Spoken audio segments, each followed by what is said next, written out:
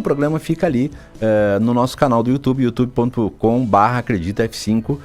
Para quem não ouviu ou pegou o programa pela metade, pode escutar em qualquer hora do dia, escolha o dia. Vou mandar um abraço para Cris e para o Paulinho da I5 Filmes, né? Nós gravamos aí o último programa do ano lá com eles, gravam podcasts e são figuras fantásticas, nos deram um brinde aqui. Deve ser uma agenda. Eu adoro agenda. Quer me dar presente, me dá agenda para me inscrever ou caderno, qualquer caderno. Só esses cadernos universitários antigos aí eu uso. E também estamos aqui com um brindezinho da Unimed. Brindezinho não, um brindizão da Unimed, Serra Gaúcha, que é a nossa parceira. Um abraço ao doutor Lisandro Pavan, que também será nosso entrevistado. Hein? Tem entrevistas muito boas no último programa do ano, no próximo dia 29. E eu tenho a honra de apresentar aqui a jovem de 20 anos, minha amiga de redes sociais, se dá para chamar assim, né? Se a gente tem amigos de redes sociais, mas nós acompanhamos em redes sociais porque nos conhecemos e ela vai contar como a gente se conheceu. E o nome dela é Júlia Ferrassi Finger, menina de 20 anos, jovem de 20 anos, e ela que vai falar sobre o que a gente falou antes, sobre anorexia, o quadro grave que ela se meteu, a situação que ela se meteu, né, de 75 quilos, chegou a 31 quilos, e mais do que isso, ela se dispôs a contar a história dela, a expor a história dela. Por quê? Porque ela quer que as pessoas saibam o que é anorexia, saibam como não se meter nisso, também tem questões de redes sociais, e ela quer ajudar, trazer luz, reflexão a uma coisa muito importante. E eu achei muito legal porque eu vi a exposição dela, conversei com ela, disse, isso é verdade, Júlia? Isso é verdade? Ela é verdade. Essa é a tua história mesmo? Isso está acontecendo contigo? Sim. Eu disse, parabéns pela exposição desse quadro, disso, da coragem que tu está tendo. Falaria com a gente na rádio? E ela disse prontamente, sim, falaria. Nunca falou em rádio, nunca entrou em rádio. E aí conversamos por telefone, ela me deu uma aula de medicina, de anorexia e de como... E o jornalismo é contar histórias também. Então a gente convidou a Júlia e ela aceitou. Ela está aqui com a mãe dela também, a Milene Finger, e também com o namorado, o Gabriel Perassolo, né? E eles estão assistindo ali. Tudo bem, Júlio? Obrigado pela presença aqui, por ter vindo aqui no programa. Eu que agradeço o convite, pelo amor de Deus, né? E nós nos conhecemos. Conta como tu me conheceu. Eu e o Alberto, a gente se conheceu quando eu ainda estava no colégio. Fazem 2 anos já que eu saí do colégio. Colégio? São José. São José, cuja diretora na época, tia da Margot Segatti. A irmã Renata, a grande irmã Renata. Exatamente. A gente se conheceu quando ele foi dar uma palestra sobre a profissão dele, sobre o que ele faz no seminário das profissões, que é como eles chamam o programa lá que eles fazem para os alunos terem uma ideia de como é que funciona as profissões. E foi lá que a gente se conheceu. A palestra dele foi encantadora, foi lúdica, foi divertida, foi a melhor de todas, né? Sem querer ser puxa-saco. Tinha mais gente lá, né? Tinha o Davi Souza, a esposa do teatro. Tinha muita gente. Eu, Davi e a esposa do Davi, que são do teatro, né? Então foi uma palestra... Foi uma semana de palestras. E a nossa foi a melhor? Mas sempre foi a melhor, né? Feliz, lúdica, foi feliz, foi animada, foi interagir com a plateia. Os outros estavam lá só pra falar, sem querer falar mal dos outros. Sim. Mas daí eu lembro que no final todo mundo, Alberto! Eu saí, eu parecia assim um ator da Globo. Da Hollywood. Hollywood. E foi lá que eu conheci, daí eu comecei a seguir no Instagram. E a partir daí foram só, 2 anos eu vendo, ele me seguiu de volta. Eu não sei porquê, até hoje eu não sei porquê que ele me seguiu de volta, mas ele me seguiu de volta. E aí a gente se acompanhava ali pelo Instagram, mas nunca tinha conversado. Aí, no fim, agora desse ano, eu decidi expor na minha conta na rede social o que eu passei durante o ano. Que não foi um ano fácil. Esse ano, 2024. Esse ano, 2024. Eu decidi expor para os meus seguidores, que não são muitos, mas, né, vai que eu possa ajudar alguém, o que eu passei durante o ano. E o Alberto, ele comentou, me passando o número de WhatsApp dele, e eu falei, tá bom, vamos lá. Porque o meu primeiro passo, assim, depois que eu comecei o processo de recuperação, porque eu vou ser bem sincera, ainda não estou recuperada. Nós estamos falando do processo de recuperação do quê? Vamos Da a... anorexia. Anorexia. O que é anorexia? Eu posso dar uma aula disso. Seja assim, usa o teu poder de síntese para depois a gente contar a tua história.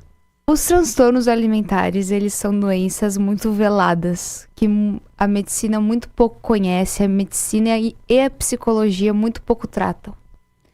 Porque são doenças muito silenciosas que o paciente em si, a pessoa que tem, muitas vezes tem vergonha de falar do que tem. E eu fui uma dessas pessoas. Existem 3 principais tipos de transtornos alimentares que são reconhecidos pela medicina e pela psiquiatria. São os principais, né? Claro, existem outros. Existe a vigorexia, existe a ortorexia, mas os 3 principais que eu me prontifiquei para falar aqui é a compulsão alimentar, a bulimia e a anorexia, que foi o que eu passei. A compulsão alimentar, ela se caracteriza pelo ato de comer demais, de comer não coisas boas, mas chegar a pegar coisa do lixo só porque quer comer até acabar. Não para de comer até ver a mesa vazia, até ver o saco de pão vazio, o pote de biscoito vazio. Isso é compulsão. Isso é o que caracteriza a compulsão alimentar. Aí tem a bulimia, que é quando a pessoa parece estar bem. Participa de eventos, come, parece estar feliz, mas no fim acaba encontrando maneiras de expurgar o que ela comeu. Pode ser por meio de exercícios físicos intensos, pode ser por meio do vômito, sabe? Existem muitas maneiras de compensar aquilo que ela comeu. E a anorexia se caracteriza pelo ato de parar de comer. E como é que tu chegou no quadro de anorexia? Tu te achava muito acima do peso? Eu tenho uma frase que eu acho que ela me define. Minha mãe vai discordar, talvez ela discorde. Mas eu tenho uma frase que eu acho que me define, que é: eu nunca tive uma boa relação com o meu corpo. Desde sempre. Eu sofri bullying quando eu era menor, mas é uma área que eu prefiro não entrar muito agora. Por conta do meu corpo, me falavam frases do tipo: tu tem corpo de homem, tu só não é tábua, entre aspas. O que é ser tábua? É não ter seios e nem glúteos, porque tu é gorda. Sabe? Eu ouvi muito isso na minha infância. Resumindo, é gorda. É, ser gorda. Isso era o bullying. Esse era o bullying. Eu sofri bullying por ser gorda. E porque como eu era muito pequena, eu comia por sentir demais, sabe? Eu acabava descontando tudo aquilo que eu não sabia como externar na comida. Eu era sozinha, não tinha amigos. Tudo isso porque eu achava que as pessoas não iam gostar de mim porque eu era gorda. E isso desde sempre, desde os 14 anos, assim, 3ª série que eu comecei a sofrer bullying. E aos 14 eu desenvolvi um quadro depressivo por conta da solidão. Que eu acabei, né? Eu acabei me colocando numa posição de vítima. E acabei ficando sozinha. E daí eu comecei a comer mais e cheguei a pesar 102 quilos. 102. 102. Qual altura e quanto? Na época, eu não sei direito. Mas atualmente... muito acima, 102 quilos pra tua altura, já tava muito acima. Eu tava quase obesa. Assim. Aí eu falei, não, chega.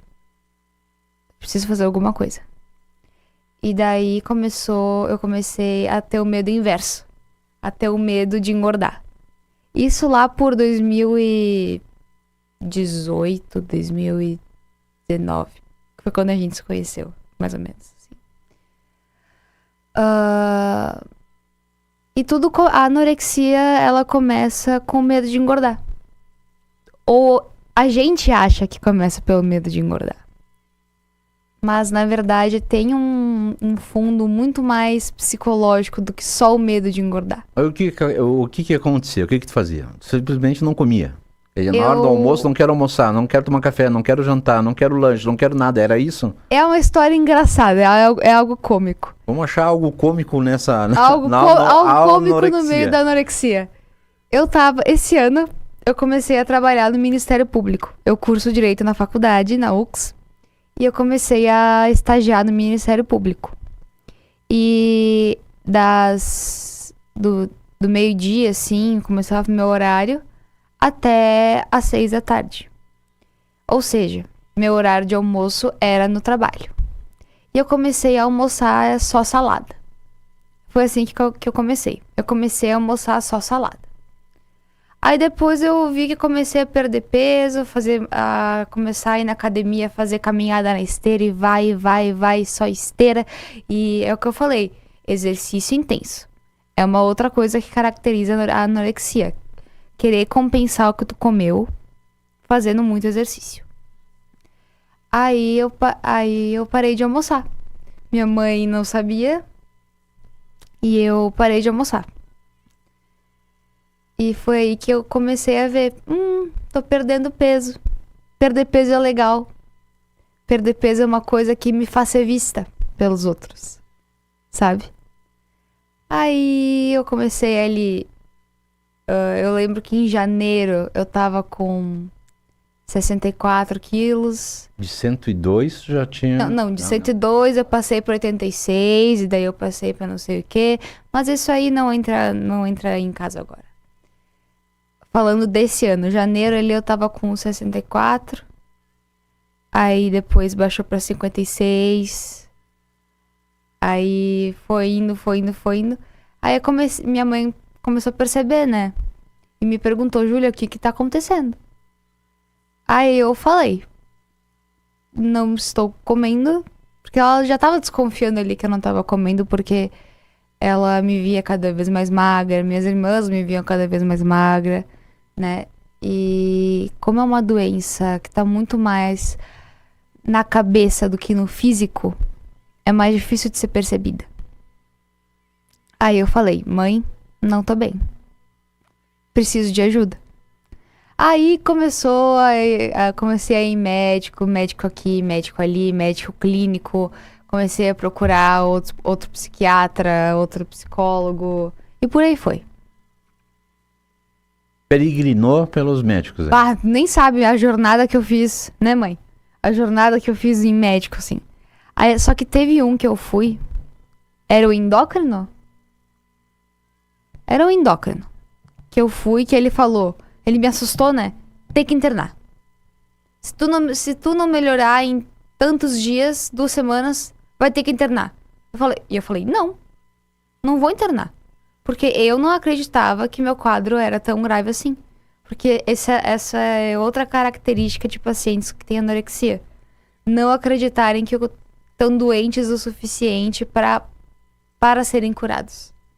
Sabe? Por isso que muitos demoram para pedir ajuda. E eu fui uma dessas pessoas. Aí... Tu pediu ajuda? Eu pedi. Mas por observação da tua mãe? Por observação da minha mãe. Ok. Aí ela me levou nesse médico, aí que falou, tu tem que internar. E eu fiquei... Como assim? Como você tem que internar? Meu quadro nem é tão grave assim. Aí fui numa outra médica clínica, que por obra do destino é amiga do meu pai. Que é médico. Que me falou assim, Julia, eu vou te dar 2 opções. Ou tu melhora, ou tu interna. E foi aí que, depois de pensar muito, de conversar muito com a minha família, eu falei, tá, vamos internar. E essa foi a primeira internação. Eu não lembro direito com quantos quilos eu tava na primeira internação, mas foram... Quantos dias de internação? 10 dias, a primeira internação. Foram 10 dias que eu fiquei lá no hospital. Meu pai e minha mãe ficavam trocando, assim, pra ver quem cuidava mais. Mas, nesse período, eu me apeguei muito na minha mãe, né? E foi um tédio lá no hospital. Imagina, capaz de ser internado é uma coisa fantástica. Eu adorei, foi ótimo. Aí, nessa primeira internação, eu tive que fazer nutrição neoparental, é o nome, né? Se chama mais NPT. no mundo médico, assim, NPT. Que é quando eles injetam na tua veia os nutrientes que tu precisa. Eu tava mal nesse nível. E eu não percebia, sabe? Só que nessa primeira internação, eu continuei fazendo aquilo que eu fazia em casa. Fiquei sem almoçar, só jantava. Ou seja, eu tava lá pra nada. Eu tava lá pra fazer exatamente o que eu fazia em casa. Aí depois de 10 dias de muito inferninho lá no hospital, voltei pra casa. Passou Mãe, quanto tempo que passou? Foi 20 dias que eu fiquei em casa. 20 dias. Aí eu falei por mim mesma: mãe, eu preciso voltar a internar. Porque eu comecei a piorar. Eu comecei a ficar edemaciada. O meu corpo tava retendo muito líquido. Meus pés ficaram desse tamanho. Não dá pra ver, mas enfim. A pessoa tá vendo, do YouTube tá vendo, mas descreve pra... desse tamanho, meus pés pareciam uma bisnaguinha, sabe? Aí eu falei que era internar. E a minha médica clínica me deu 5 opções: voltar pro hospital e ficar lá de novo. Fazer 3 vezes por semana a NPT, ir pro hospital, ficar 12 horas, meio-dia, né? No hospital fazendo a NPT. Botar a sonda, aquela que entra pelo nariz, que eu não sei o nome, naofaringe, sei lá. E fazer em casa o tratamento. E as outras 2 opções eu não me lembro. Mas eu fiquei entre essas 3. Só que daí eu pensei, não vou fazer minha mãe de enfermeira. Porque apesar dela ser formada em enfermagem, tá aí uma nova novidade, minha mãe é formada em enfermagem. Então tem um médico e uma enfermeira. Exato. Teus pais. Apesar dela ser formada em enfermagem, ela tá aqui pra ser minha mãe. Não minha cuidadora, não minha enfermeira. Ou seja, fazer o tratamento em casa já não era mais uma opção. Conversei com minhas irmãs e elas pensaram a mesma coisa. Tenho 3 irmãs, inclusive, né? A Laura, a Fernanda e a Gabriela. Que me ajudaram bastante nesse processo também. E aí eu voltei pro hospital. Depois de 20 dias em casa, eu voltei pro hospital porque eu piorei. E foi aí que eu internei. E Alberto, tu cometeu uma gafe. Foi com 38 quilos. 38 quilos. Não foi 38, foram 38 quilos. Eu só errei de 7. Não, é... Nem foi uma gafe. 7 quilos. Bem pouquinho. Dentro desse quadro, 7 quilos não é nada. Não é... Fala tudo. Não é nada. Dentro desse Não é quadro nada. que tu tá relatando aí, é... Agora vocês imaginem uma pessoa de 1,73 de altura com 38 quilos. Eu não me enxergava. Eu pedi pro meu pai, assim, quando eu entrei no bloco cirúrgico, porque eles botaram catéter, né, em mim. Eu não sei porquê. Minha mãe sabe, eu não sei. Eu não me lembro direito. Porque ficar no hospital, tu acaba sem lembrar direito. Tu fica preso dentro de 4 paredes e, né, não consegue lembrar direito. E no bloco cirúrgico, eles me botaram catéter infantil, porque não conseguiam pegar minha veia. E já botaram a sonda, porque acreditavam que eu não ia comer. E esse é um episódio que eu tava pensando muito se eu ia falar ou não hoje. Mas eu vou falar. Porque é o momento que minha mãe fala que eu fui mais corajosa dentre toda a minha jornada até agora. Porque eu não superei a doença ainda. Eu estou no processo de superação.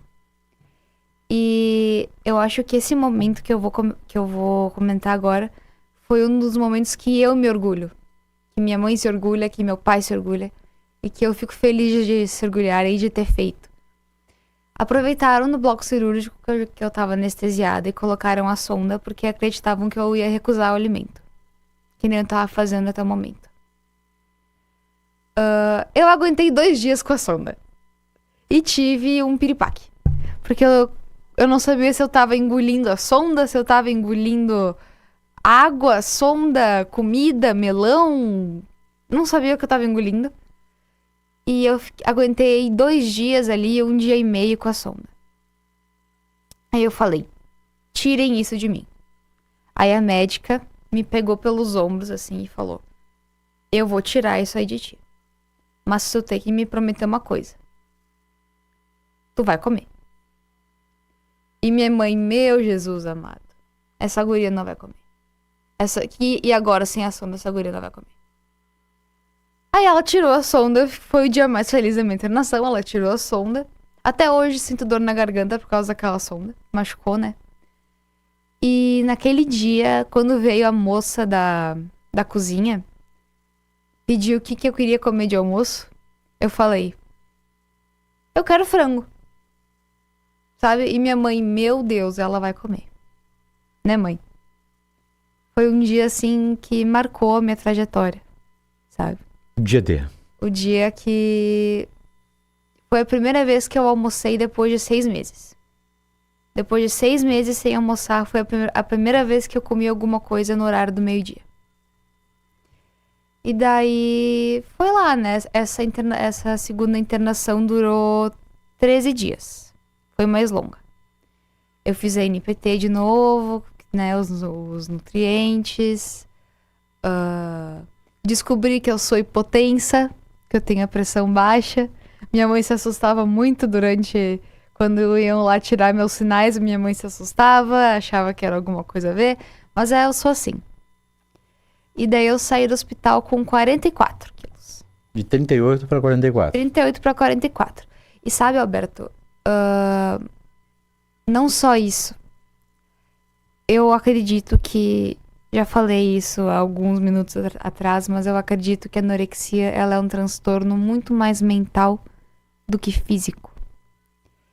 E conforme o meu corpo físico vai melhorando, conforme eu vou ganhando peso, eu pioro da minha cabeça. Vem sentimento de culpa, sentimento de raiva. Às vezes eu me olho no espelho e eu sinto nojo de mim mesma. Sabe? Porque tu tá ganhando peso. Porque eu tô ganhando peso. Eu acho que muitas pessoas que passam por isso, por esse quadro, vão se identificar com esse medo de ganhar peso. Esse medo é literalmente um medo da melhora. Por isso que é necessário muita terapia, muita... Tu tá ainda sentindo esse quadro. Sim. Eu tô no processo de superação. No processo de recuperação. Eu tô no processo. Então, quando tu te olha no espelho hoje, tu te vê engordando, tu ainda tem esse sentimento de nojo. É isso? Eu me olho assim, eu fico... Eu tenho 2 lados de mim. Eu tenho a Júlia doente e a Júlia consciente. A Júlia consciente sente orgulho da força, da coragem que ela tá tendo. E a Júlia doente sente medo, sente raiva, sente culpa e chora. Porque junto com a anorexia vem atrelado o sentimento de ansiedade e vem atrelada a outra doença também que é muito comum, que é a depressão, né? Que é uma luta, todo dia é uma luta, sabe? Olha só, para quem pegou a conversa andando, não sabe com quem a gente está falando e o assunto, nós estamos falando com uma jovem de 20 anos, a Júlia Fingen. Ela está falando sobre o quadro de anorexia, ela está abrindo o coração dela aqui, como ela tem feito no Instagram dela, que quem está assistindo no YouTube aí, depois ela vai dizer, mas tem ali o endereço do Instagram, onde ela expõe tudo que ela passou e também, né, fala do quadro de recuperação dela, né? O que ela está falando é do coração e tem que ter muita coragem para contar essa história, né? É uma história pessoal, por isso que eu fiz questão de conversar com ela antes dessa entrevista, né? Nós fizemos uma pré-entrevista, né, Júlia? Fizemos uma pré-entrevista. E quando ela para aí e pede, né, mãe? É que a mãe dela e o namorado estão assistindo aqui, fora aqui do estúdio, a entrevista. Então ela se cerca, às vezes, das informações aí da mãe. Mas eu quero chegar numa outra questão que eu te perguntei na nossa pré-entrevista, no nosso bate-papo por telefone, pelo WhatsApp. Que eu entendi, lendo tudo que tu está expondo no Instagram, que seria o fator principal de que tudo isso começou. Posso falar o que é? Fala. As redes sociais. Exatamente. E eu deixei ela, na nossa pré-entrevista, falar tudo isso que ela falou para perguntar, agora vamos no ponto inicial. E as redes sociais? As redes sociais. Vamos lá. Conta, porque até surgiu um termo aí, nessa semana, do dicionário da Universidade de Oxford, que o meu inglês é péssimo. Se teu inglês for melhor, eu acho que é brain rot, o termo. Eu não faço ideia do que seja. A Oxford traz uma expressão do ano, né? Esse termo ele foi procurado 148 mil vezes pelas pessoas aí, que significa cérebro podre. Cérebro podre. E isso significa deterioração mental provocada pelo excesso de conteúdos superficiais e pouco informativos que estão nas redes sociais. Esse é o termo que a Universidade de Oxford trouxe como um termo que é perigoso, porque as redes sociais elas têm seus benefícios, tanto que a gente está sendo transmitido aqui pelo Instagram e pelo YouTube, e esse é um benefício, mais pessoas têm acesso, mas ela tem problemas. E como é que tu te meteu na rede social e aonde tu te meteu? Porque as redes sociais bonitinhas, amadinhas, onde todo mundo é saradinho, todo mundo é bonitinho, todo mundo tá na piscina, todo mundo tá na praia, todo mundo tá feliz, os casamentos são amáveis, né? Elas estão ali. E aí existe aquela comparação, né? Que não é só para jovem de 20 anos, para adultos também isso acontece. A gente acaba se comparando e de repente diz, cara, eu não consigo ser assim, não consigo ser feliz, não consigo ser sarado, não consigo ter uma casa na praia, não consigo ter esse carro. E aí vem a depressão e vem uma série de coisas. Onde é que tu te meteu? Eu acho que isso começou muito no TikTok. TikTok eu acho que assim, é o mal do século. Porque o algoritmo do TikTok, ele é um negócio surpreendente. Tu assiste uma coisa uma vez e ele já te mostra vídeos toda hora eternos desse mesmo assunto. Tu pesquisa uma vez ali, dieta. Tu vai ficar vendo coisa de dieta o resto da tua vida ali no TikTok. E a cultura da dieta foi uma coisa que se disseminou muito nos últimos tempos. Tipo, a cultura da vida perfeita. Eu acordo às 5 da manhã pra correr, aí eu almoço um balde de salada, e daí eu estudo isso, e tenho tempo pra fazer tudo. Não, tu não tem, tu só mostra isso. E acaba influenciando muitas pessoas com a cultura da dieta que se disseminou. E vendo isso, eu particularmente me senti muito oprimida, sabe? Tipo, essas pessoas conseguem fazer tudo isso e ainda ter um corpo saudável, ter um corpo bonito, conseguem ir pra academia e estudam e trabalham. E eu tô aqui sem fazer nada, sabe? Aí eu comecei, agora eu quero ir pra academia. Só que eu fiz a academia da forma errada. Ou seja, a rede social me influenciou a ir pra academia de uma maneira errada. Me influenciou a ir lá pra fazer esteira, e porque eu queria correr, eu queria maratona, e é isso e aquilo. E enquanto eu tava na esteira, eu ficava vendo vídeo de dieta. Na esteira. Ficava vendo vídeo de dieta e de receita saudável e de não sei o quê. Daí eu fui parar no submundo, assim, no TikTok. Pois é esse submundo que eu quero entender. Eu Porque acho que existe, a maioria das pessoas não sabe que existe um submundo nas redes sociais. Exato. E não é esse o mundo já é preocupante das redes sociais, mas o submundo é complicado. ele é pior ainda. E como é que tu achou o submundo? Porque tem que ser muito esperto para chegar lá. Tem que ter cabecinha pra chegar no submundo. E saindo da área do TikTok, eu vou falar sobre o Twitter. O Twitter, ele é uma rede social que tem... X agora, né? X. X. Mas eu vou me referir como Twitter, porque é como eu conheci, é como eu acho que é melhor que as pessoas conhecem. E o Elon Musk que vá... Calma. Isso aí. Senão, daqui a pouco nós vamos ser derrubados, inclusive, no YouTube. Não, vamos não. O pessoal usou, como é que são? Usou algoritmos. Algoritmos. Eles estão nos perseguindo aqui, hein? Essa entrevista aqui pode ser derrubada. Perdão. Vai lá. Mas no Twitter existem comunidades. O Twitter, ele é dividido em comunidades. O algoritmo não é tão poderoso quanto o do TikTok, mas é tão poderoso quanto. Existem comunidades, tu se insere nessas comunidades. E dentro dessas comunidades, tipo a comunidade da dieta, a comunidade da vida saudável, existem subcomunidades. E eu acabei me inserindo na subcomunidade Eating Disorder, que é transtorno alimentar em inglês. E nessa subcomunidade, tu postava uma foto do teu corpo. Eu podia estar ali com meus 50 quilos. Eu sou alta, né? Eu tenho 1,73 de altura. Postava uma foto ali e pedia para as pessoas dizerem: como é que eu tô? Tô bonita, tenho que emagrecer, não sei o quê. E me chamavam de porca, né? Me chamavam de porca, de gorda. Vai fazer exercício que tu ganha mais. As pessoas não têm orgulho de ti. E tem uma frase que eu li muito quando eu tava nessa subcomunidade, que é: 1 minuto nos lábios, eternamente na barriga. Eternamente em forma de gordura na barriga. Eu li muito essa frase, me disseram muito essa frase quando eu tava nessa subcomunidade. Por isso que eu acho que Isso acabou... foi o deslanche pra que eu piorasse. Isso que tu contou antes. Pra que eu piorasse. Eu já tava mal. E me chamarem de porca, falar que eu tinha que perder peso quando eu já tava me esforçando pra perder peso, foi o que fez eu virar uma chave e sabe, acabar com tudo, acabar com a minha vida. Tu pensou? Não, acabar com a minha vida na maneira Mas assim, de não tu pensou comer. em algum momento em acabar com a tua vida? Ou... Não. Tá, beleza. Mas a tua família sabia dessas subcomunidades? Não, nunca souberam.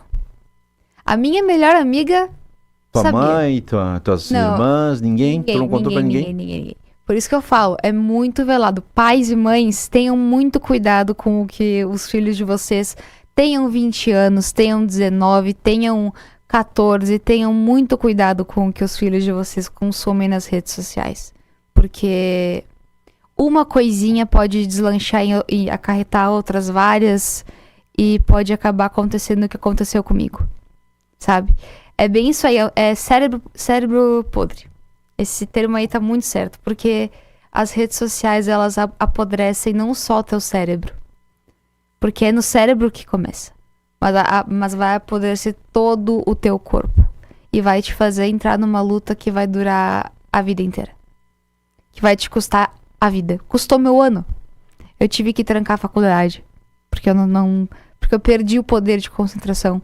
Eu perdi os meus hobbies. Eu fiquei presa na rede social. Eu fiquei presa naquele mundinho ali, dieta saudável e vida saudável. E eu... Se comparando também. Nossa senhora, nem me falha. A comparação é um negócio que, assim... Tu vê a pessoa ali... Eu vou dar um exemplo de uma pessoa que eu seguia nas redes sociais e que eu deixei de seguir. É a Manu City. Eu acho que muita gente vai conhecer a Manu City. Manu City. Manu City. Que ela corre, ela come saudável e ela estuda medicina e não sei o quê. E eu me comparava muito com ela, porque ela era trincada e eu ficava, tá, mas... Trincada? Trincadinha. Trincadinha. Tá, mas por que eu vou na academia e não sou que nem a Manu City? Por que isso? Sabe? Existe muito a arte da comparação, né? Ainda mais eu vou entrar num espaço muito pessoal meu agora. Que eu pensei muito se eu ia falar ou não. Mas eu me comparo muito com as minhas irmãs. Sabe? Mãe, não fica brava comigo. Tá? Eu me comparo muito com as minhas irmãs. E elas... Eu sempre fui mais sedentária do que elas. Elas são ativas e jogam e não sei o quê. E vão pra lá e vêm pra cá. E sempre... Tudo muito ativas. Eu sempre fui mais quietinha, mais sensível. Eu gosto muito de artes, sabe? E eu... Tá, e agora? Eu preciso me destacar em alguma coisa. Me destaquei, ficando doente. Qual a maneira de chamar atenção? Foi a maneira que eu encontrei pra ser vista. Vista. Sabe? Chegar nesse quadro... Precisei de muita terapia pra poder encontrar a causa da minha doença. Não foi só o medo de engordar. Foi a vontade, a necessidade de ser vista. Por isso, pais e mães, cuidado com os filhos. Prestem atenção no que eles consomem. Façam programas com eles e cuidem, sabe? Não só o que eles consomem, mas cuidem do ser deles, sabe? Deem carinho, deem atenção. Não que eu não tenha tido atenção, eu sempre tive muita atenção. Eu tive a sorte de nascer assim num berço de ouro quando se fala de carinho, atenção e amor.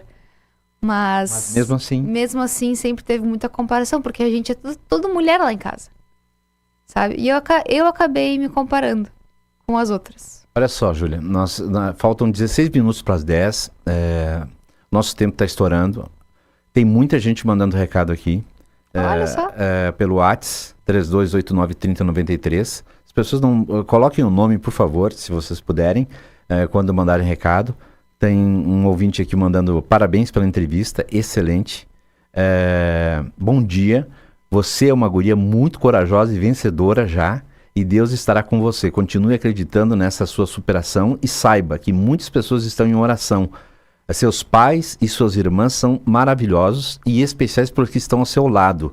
Você é um exemplo e muito corajosa. Parabéns por essa vitória de estar alertando a muitos jovens. Abraço nosso. Qual é o nome? Rafa Sebem e família. Rafa Sebem e família, então eu queria só fazer um outro comentário, que durante esse processo a fé foi muito importante. Pois é, eu tô vendo aí os... eu tenho várias pulseirinhas aqui, porque a fé tem que ter algo pra se prender nos momentos difíceis e se ajoelhar e dizer, eu coloco nas tuas mãos, Deus. Eu não consigo suportar sozinha, eu coloco nas tuas mãos. Sabe, lá no hospital, o lugar que eu acho que eu mais frequentei, depois do meu quarto, óbvio, foi a capela. Eu e minha mãe, a gente ia lá toda noite pra rezar, sabe? Eu descobri quem é o meu anjo protetor, eu comecei a ler salmos e agora se tornou um hábito diário, sabe? Se prender na fé. Que bacana. Todos nós temos um anjo, desde a nossa concepção. Exatamente, um anjo exclusivo. Exatamente, o nosso anjinho. O nosso anjinho, tá sempre aí. Tem mais recados aqui que eu vou atualizar, tá? Vai lá. Dia, queridos. Estou achando maravilhosa a entrevista com a nossa querida Júlia Ferrassi Finger. A conheço desde que nasceu. Filha do meu colega, irmão de coração, Fausto Finger, e da amiga Milene. A história da Júlia é um grande exemplo de superação de um problema tão grave que infelizmente ainda acomete muitos jovens e adultos. Um abraço carinhoso à família, a vocês, Alberto e Margot. Quem? Luciano. Luciano Neto Santos. Claro, tio Luciano, um abraço pra ti. Me acompanhou com toda a minha trajetória, tá sempre me mandando mensagem de apoio. Um abraço pra ti. Dona Maria tá aqui, ela só mandou um recado dizendo que tá na praia, né? E assistindo o programa, gostando do programa, mandou um abraço também para ti e tá mandando um abraço para nós. O Luiz é quem mandou o recado aqui. A entrevistada conseguiu se livrar das redes sociais? Ele pergunta. É o Luiz Carlos Catusso. Catusso, meu amigo, Catusso. Catusso, bom dia, né? Sim, eu consegui, graças a Deus, consegui me livrar dessa parte das redes sociais. Agora eu tô inserida, graças a Deus, em outra parte, que é a parte da recuperação. E ali tu tá expondo teus passos. Onde eu posto pra tentar ajudar as pessoas. Sabe? É onde eu posto. Eu tô na parte boa agora da... Parte boa não, né? Porque a anorexia não tem uma parte boa. Mas é o primeiro passo pra ajudar as pessoas, porque o meu sonho se tornou agora poder ajudar as pessoas. E eu acho que essa entrevista, Alberto, muito obrigada pelo convite, é o primeiro passo para eu conseguir ajudar as pessoas. Nós vamos fazer um trabalho junto, porque eu te contei da minha história, né? Contou. Um dia tu me entrevista daí. Aí eu te conto da minha. Eu vou estar aqui entrevistando. A minha era o inverso, né? A minha foi o inverso. O meu convidado vai ser o Alberto. O convidado, podcast da Júlia, com o convidado Alberto Meneguzzi. Isso aí. Júlia, olha, eu fico muito feliz que tu tenha tido essa coragem de vir aqui, dar essa entrevista, falar de ti, É muito difícil a gente falar da gente, né?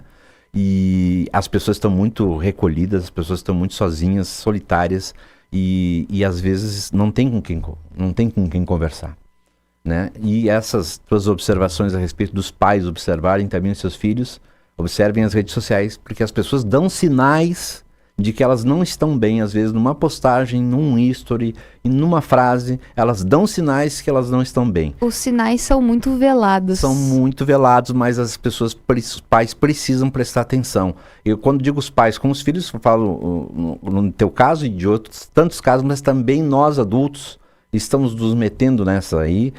Muitos adultos estão se comparando com outros adultos, com pessoas felizes e sem problema algum. E também estão com o mesmo quadro depressivo. Transtorno alimentar não tem idade. Não tem idade. Não tem idade. Depressão não tem idade, que é o mal do Ansiedade século. não tem idade. Síndrome do pânico não tem idade. Então, gente, cuidado. Tem o benefício da rede social e a gente tem que usar. Mas tem esse lado podre, que é o submundo. Que é o submundo. A Júlia se meteu, achou lá a comunidade do submundo que fez com que tudo isso... E olha só, eu falei o nome dessa subcomunidade, mas vocês não inventem de entrar lá, porque vocês vão entrar lá e não vão conseguir sair. Eu tô avisando. Tem gente aqui mandando recado aqui, por favor, vocês podem me enviar a entrevista dessa moça que está falando sobre anorexia. A moça aqui é a Julia Finger. E você que mandou o recado aqui, que não botou o nome, no acredita, youtube.com/acredita F5. Essa entrevista estará lá. É só entrar no YouTube, ela tá depois do programa. Podem me seguir no Instagram também, hein? Julia F. Finger. Julia F. Finger. Julia F. Finger no Instagram e vocês vão ver a história dela. Amada Júlia, tio Foguinho Sebem te manda um abração. É um abração, Foguinho! Então tem muita gente mandando um recado aqui, muita gente, a gente não tem mais tempo. Mas aí eu te perguntei de uma música. Eu te pedi uma música. Qual é a música? Qual é a cantora que tu te inspira? Enfim, e tu disse o nome da música. Eu procurei a música e separei a música. Só que aí eu li a tradução dessa música. E a tradução tem muito a ver com a tua história, né? Porque tem aí um pouco de depressão. Tem essa cantora que é famosa, Taylor Swift. Taylor Swift, sagitariana inclusive, né, como eu. Ela diz na música que ela não deveria ser deixada sozinha. Ela diz na música que ela é o problema. A letra diz. E fala de um anti-herói. É isso, né? Ela mesma é seu próprio anti-herói. Exatamente. E tu escolhesse essa música. Eu escolhi essa música porque eu me identifico muito com ela. Eu acho que o meu processo tem muito a ver com essa música. Então nós vamos rodar essa música. Eu quero te agradecer. Nós vamos encerrar a entrevista. Quem pegou pela metade, eu repito, acompanhe no youtube.com/acredita F5. Estará lá depois de encerrado o programa. E procurem a Julia F. Finger no Instagram e ajudem ela e ela irá ajudar você também contando esse processo que ela está ainda em recuperação. Quem precisar pode me mandar mensagem, eu estou disposta a ajudar, eu estou disposta a contar mais do meu processo e se tem alguém que está precisando de ajuda, eu tô aqui para ajudar. Então vamos escutar. Então faça de conta que tu é radialista, tu te lembra da minha palestra lá no São José, né? Sempre foi meu sonho. E aí chame então a música da cantora que tu escolheste e a música que tu escolheste. Então agora, que horas são?